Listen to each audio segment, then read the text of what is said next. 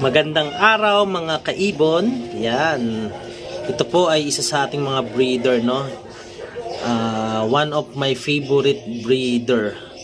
Bakit po? Kasi po sa first clutch niya po sa ating subok line, no? Sa unang pagsubok po natin, yung first clutch niya po ay napa-straight clocking po natin sa FPR. So sa dalawang magkapatid po, yung isa po napa-straight clocking natin, yung isa po naihinto po natin sa race.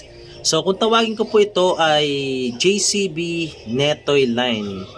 Bakit JCB Netoy line? Kasi po yung anak po nila mga mukhang Netoy. No, kung tawagin natin Netoy, no, yung mga nung araw Netoy po.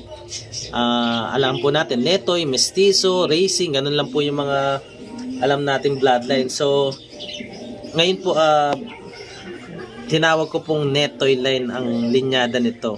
Pero ganun pa man po, kahit Netoy line po, akin po pinagmamalaki yung anak nito ay nag-straight clocking po sa FPR kahit mukhang Netoy, no? Hindi po sila ganun kagaganda yung mukha ng mga anak nila, pero yon, tingin ko meron silang angking galing. Kaya ngayon po sinalang ko po, second clutch pa lang po ito kasi po nung unang clutch ito, hininto ko na po agad sila kasi sumusubok po tayo ng kanilang mga linyada. So ayan po, naka blue clip po, no, light blue clip ring.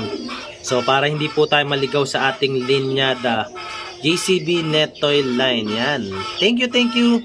Salamat po sa ating mga viewers. So please follow lang po ang ating YouTube channel and subscribe po natin. So God bless po sa inyo at antabayanan nyo po ang ating ipamimigay na mga gift bird po, no? God bless po, God bless sa inyong lahat.